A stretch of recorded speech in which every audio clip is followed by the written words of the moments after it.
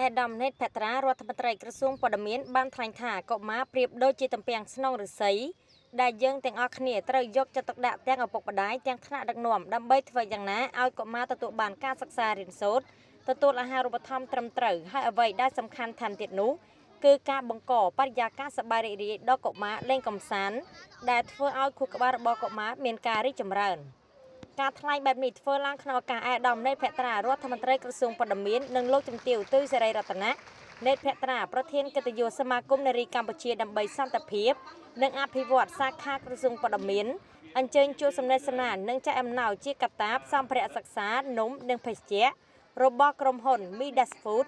ជូនដល់កូនមន្ត្រីរាជការក្រសួងព័ត៌មានប្រមាណ300នាក់និងមានការចូលរួមពីអាណាព្យាបាលនិងកុមារសរុបប្រមាណ500នាក់នៅព្រឹកថ្ងៃទី31ខែឧសភាឆ្នាំ2025នាទីស្តីការក្រសួងព័ត៌មាន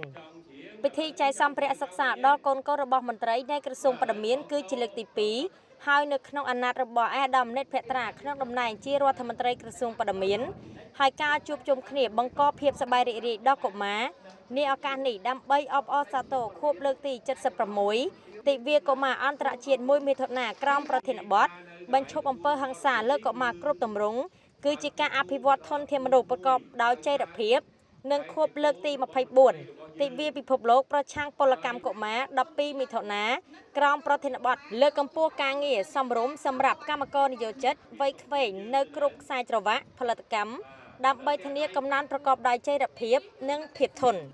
អាដាមរដ្ឋមន្ត្រីណេត ភត្រាបានជម្រាបជូនថាអំណោយសម្ភារៈសិក្សាទាំងនេះគឺទទួលបានការគាំទ្រពីក្រុមហ៊ុន Midas Food ដើម្បីចូលរួមចំណែកចែករំលែកនូវក្តីស្រឡាញ់និងស្នាមញញឹមដល់កូនរបស់មន្ត្រីរាជការ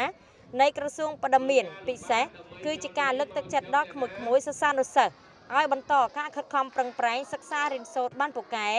និងក្លាយជាធនធានមនុស្សដ៏ល្អនិងជាសសរទ្រូងដ៏រឹងមាំរបស់ប្រទេសជាតិនាថ្ងៃអនាគតតាមរយៈនេះអាដាមរដ្ឋមន្ត្រីបានជំរុញលើកទឹកចិត្តដល់កុមារទាំងអស់ឲ្យខិតខំប្រឹងប្រែងសិក្សារៀនសូត្រក្រេបចំណេះវិជ្ជាពីលោកគ្រូអ្នកគ្រូនិងធ្វើជាកូនល្អសិស្សល្អនិងពលរដ្ឋល្អនៅក្នុងសង្គមនៅក្នុងឱកាសនេះដែរអាដាមរដ្ឋមន្ត្រីនិងលោកជំទាវបានបង្ហាញនូវការរីករាយដោយបានឃើញនូវស្នាមញញឹមរបស់ក្មួយកុមារាកុមារី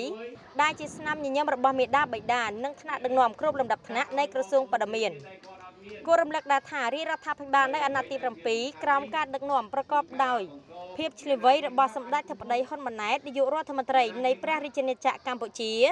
បានបន្តខិតខំយកចិត្តទុកដាក់ខ្ពស់ដោយបានដាក់ចេញនូវកម្មវិធីនយោបាយនានាសម្ដៅគាំពារអភិវឌ្ឍនិងលើកកម្ពស់សុខុមាលភាពកុមារចាប់តាំងពីបឋមវ័យរហូតដល់យុវវ័យកុមារជាតំណាងឲ្យធនធានមនុស្សដ៏មានសក្តានុពលរបស់ប្រទេសជាតិដែលនឹងត្រូវបន្តវេននាពេលអនាគតដូច្នេះហើយយើងទាំងអស់គ្នាត្រូវចូលរួមផ្ដល់ក្តីស្រឡាញ់ភាពសប្បាយរីករាយនិងក្តីសង្ឃឹមសម្រាប់កុមារទាំងអស់ដើម្បីឲ្យកុមារក្លាយខ្លួនជាពលរដ្ឋល្អសម្រាប់សង្គមជាតិកុមារកម្ពុជាទទួលបានភាពសុខសាន្តនិងការបីបាច់ថែរក្សាដោយក្តីអាណិតស្រឡាញ់គ្រប់គ្នានៅក្នុងឱកាសនេះដែរតំណាងក្រុមហ៊ុន Midas Food បានជម្រាបជូនថាសកម្មភាពចែករំលែកក្តីស្រឡាញ់នេះគឺជាលើកទី30របស់ក្រុមហ៊ុន Midas Food នៃកម្មវិធីសប្បុរសធម៌ហើយក្រុមហ៊ុនក៏នៅតែបន្តរាល់សកម្មភាពល្អនេះជានិច្ចយ៉ាងតិចឲ្យបានចំនួន1ដងក្នុងមួយខែដើម្បីចូលរួមជួយសម្រួលដល់ប្រព័ន្ធអប់រំនិងប្រជាពលរដ្ឋដែលមានការខ្វះខាតក្រុមហ៊ុន Midas Food មានមោទនភាពដែលបានចូលរួមចំណែកជាមួយក្រសួងព័ត៌មានដើម្បីឆ្ពោះទៅរកគោលបំណងរួមក្នុងការលើកកម្ពស់សុខុមាលភាពនិងអនាគតដ៏ល្អសម្រាប់កុមារនិងសង្គមជាតិបន្តទៅមុខទៀត